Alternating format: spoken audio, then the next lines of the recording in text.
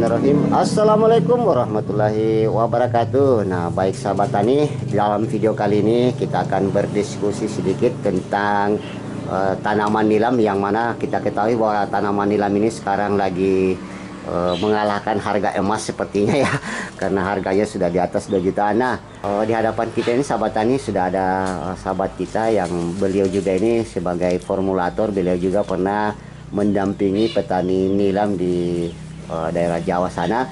Nah, mungkin sedikit sini nanti kita akan berbagi pengalaman sama beliau, apa sih trik-trik cara merawat nilam, bagaimana cara menghasilkan rendemen minyak nilam itu supaya lebih tinggi. Nah, nanti kita akan berdiskusi lebih dalam lagi di sini. Jadi sahabat tani silakan ikuti video ini sampai akhir, dan nanti kita akan ulas per bagian-bagian. Nah, untuk tidak panjang lebar, kita langsung saja. Pertama mungkin Pak, banyak ini kan sekarang petani kita ini sudah mulai tergiur lagi untuk menanam nilam. Secara umum ini Pak, tanaman nilam ini sekarang ini harganya sudah mulai melonjak tinggi. Nyebabnya nih Pak, kira-kira menurut pandangan Bapak ini? Ya, saya jelaskan secara umum dulu ya. Iya. Tanaman nilam ini tanaman semak tropis ya. Pogostemon cablin ini sebenarnya sudah ada sejak lama Pak. Iya. Terus tanaman ini khusus untuk nilam ini kan digunakan banyak industri Pak, terutama seperti pewangian, parfum, terus juga di beberapa industri kecantikan.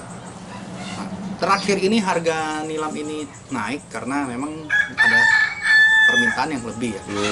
Terus Indonesia ini sebagai pengekspor minyak nilam itu terbesar di dunia sebenarnya Pak. Jadi hampir 80% minyak nilam yang beredar itu 80% itu dari Indonesia Pak. Sebenarnya kan peluang yang luar biasa sekali ya sebenarnya ya. Cuman ya ada beberapa satu hal dan kendala di lapangan yang menyebabkan akhirnya banyak petani kita itu tidak konsisten membudidayakan nilam ini. Ya, jadi kita memang harus bedah dulu ya, kita bedah dulu tanaman nilam ini. Ada dua varietas umum yang terkenal, itu adalah nilam Aceh dan nilam Jawa. Jadi kalau nilam Jawa itu saya ketepikan dulu karena rendemen minyak yang rendah sekali ya. Terus juga kualitasnya jelek. Tapi kalau dari nilam Aceh itu kan ada tiga varietas utama yang kita tahu, itu seperti Tapak Tuan, terus Lidi Kalang, Lok Sumawe, itu kan ya varietas terbaik lah ya. Yang menghasilkan rendemen minyak yang bagus, juga tahan terhadap beberapa kondisi dan iklim dan tidak mudah terserang penyakit. Cuman kita khususnya di Sulawesi di sini Pak, kalau yang saya lihat itu lebih banyak sih yang mungkin Lidi Kalang dan Tapak Tuan ya yang ada di sini ya. Nah, konsisten petani kita aja yang kurang sebenarnya Pak.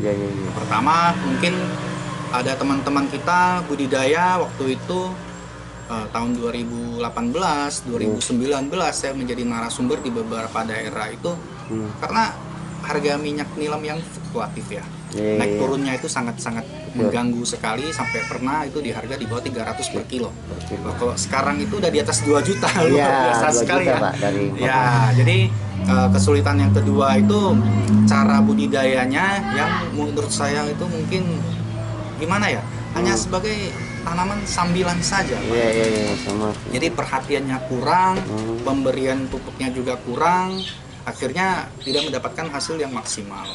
Nah, terus yang ketiga mungkin dari segi penjualan, karena penjualan kita di sini rata-rata di Sulawesi Tenggara khususnya Kolaka, kita masih melalui pihak ketiga, pihak keempat, akhirnya harga kita juga tidak bisa bersaing dari di daerah lain sebenarnya. Seperti itu ya. Jadi itu yang menyebabkan selama ini petani juga sudah mulai urung menanam nilam Pak ya. Ya, di situ sebenarnya. Padahal tuh nilam itu peluang usahanya tuh bagus sekali Pak. Secara umum yang pernah kita terapkan di lapangan itu Pak, untuk 1 hektar aja kita bisa memanen nilam itu Pak. Nilam basah itu hampir 30 ton loh Pak. 30 ton itu yang masih basah Pak ya? Iya. Berarti kan sebenarnya kan peluang usaha ini kan bagus. Terus juga saat penanaman pertama kita mungkin membutuhkan waktu sekitar 5-6 bulan untuk panen perdana. Tapi panen selanjutnya itu setiap 3 bulan sudah bisa kita panen, karena nilam ini tanaman semak, semakin kita panen semakin mekar. Mekar. Semakin besar juga batangnya, kualitasnya juga semakin baik seperti itu. Nah ini kan juga banyak dari masyarakat yang saya dengar Pak, katanya kalau lahan itu yang sudah ditanami nilam itu setelah penanaman selanjutnya itu kok kurang produktif lagi.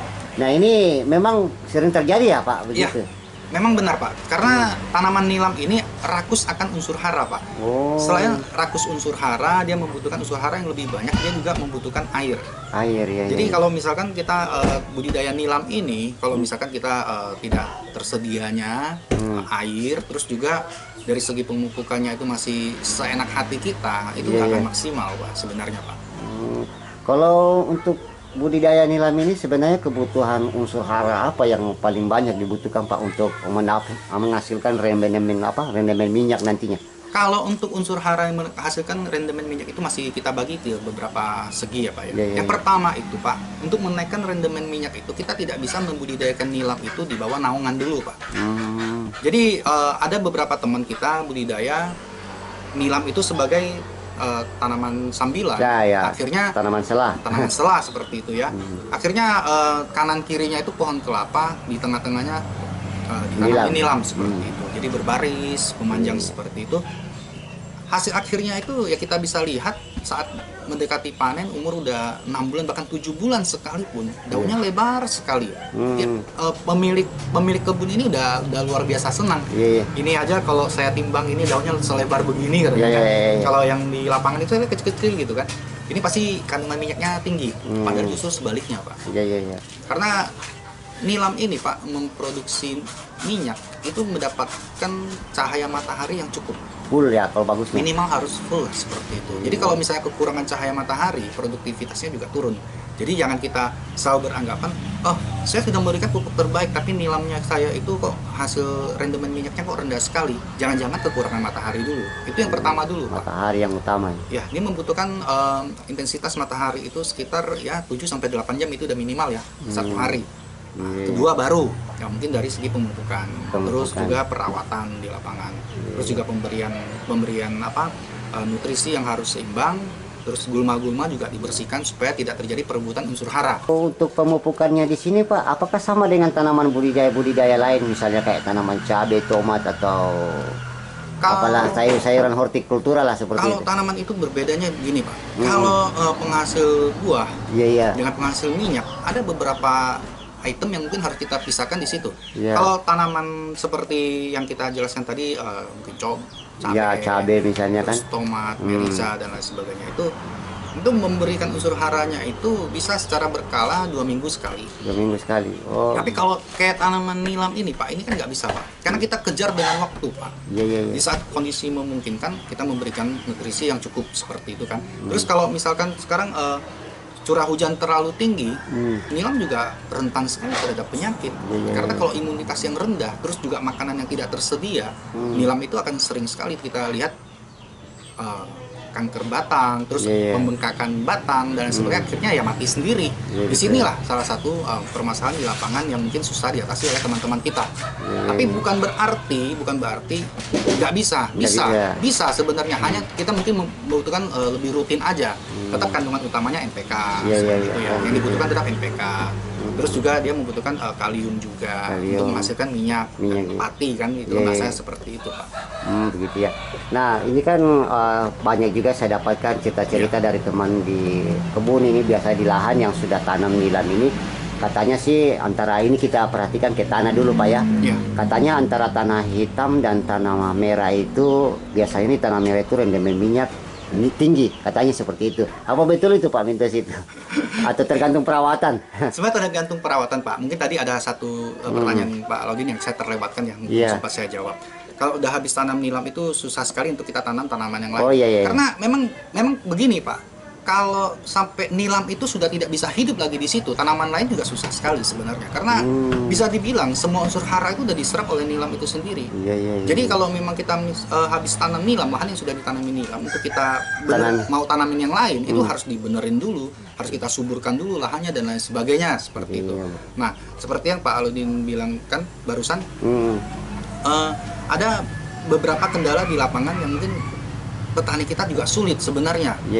Tanah merah, tanah kuning dan lain sebagainya, tanah hitam sebenarnya. Itu semua sih sama aja sebenarnya. Sama aja.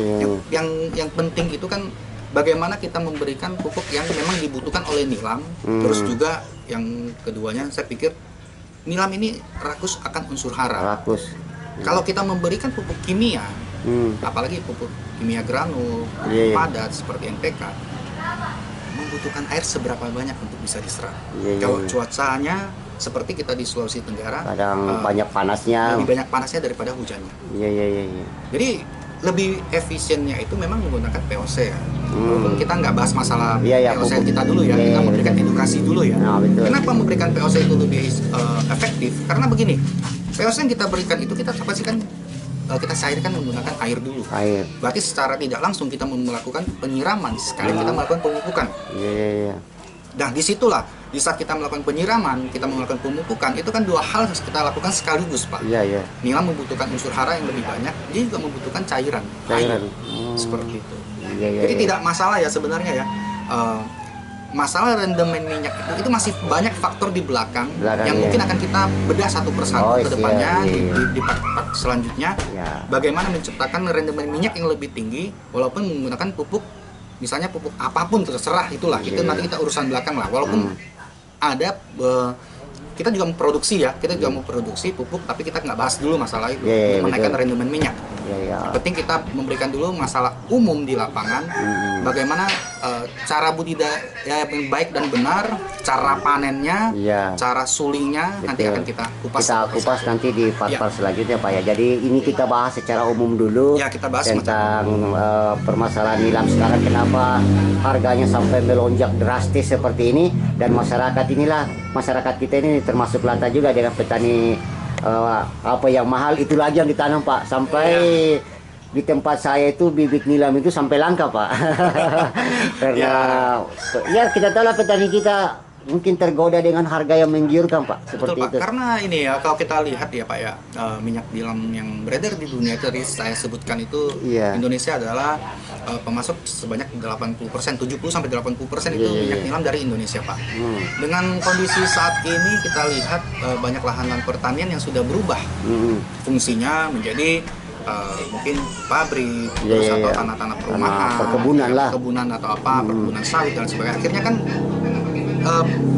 budidaya nilam ini dari sahabat-sahabat petani ini kan makin terpinggirkan.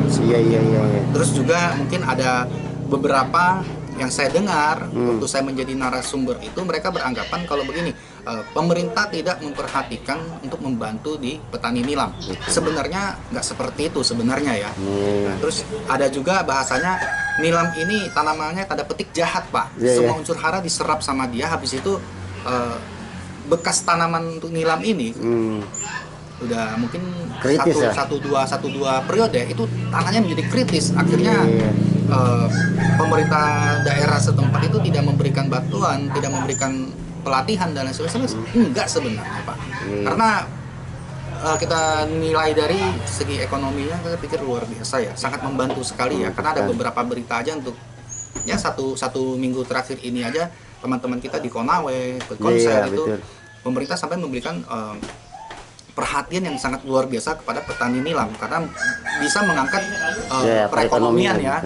Jadi jangan berkecil hati dulu. Terus bahasa-bahasa dari teman-teman sesama petani itu yang berusaha memberikan efek negatif kepada teman-teman itu ditepikan dulu. Masih banyak kok hal-hal yang bisa kita perbuat dari yang sudah ada saat ini. Sahabat Tani, kita akan lanjut di part selanjutnya. Jadi jangan lupa tonton terus karena kita akan ulas secara detail ya proses-prosesnya dari mulai persiapan yang saya katakan tadi, stek sampai pasca panennya. Boleh, nanti kita kupas. Oke, demikian informasi pada bagian part kali ini. Nanti kita lanjut pada part selanjutnya, itu proses budidaya nilam yang baik dan benar. Nah, sampai jumpa. Kalau ada yang belum jelas dari informasi yang kami sampaikan, silahkan berkomentar di video atau hubungi call center kami yang ada di bawah ini. Demikian, Assalamualaikum warahmatullahi wabarakatuh.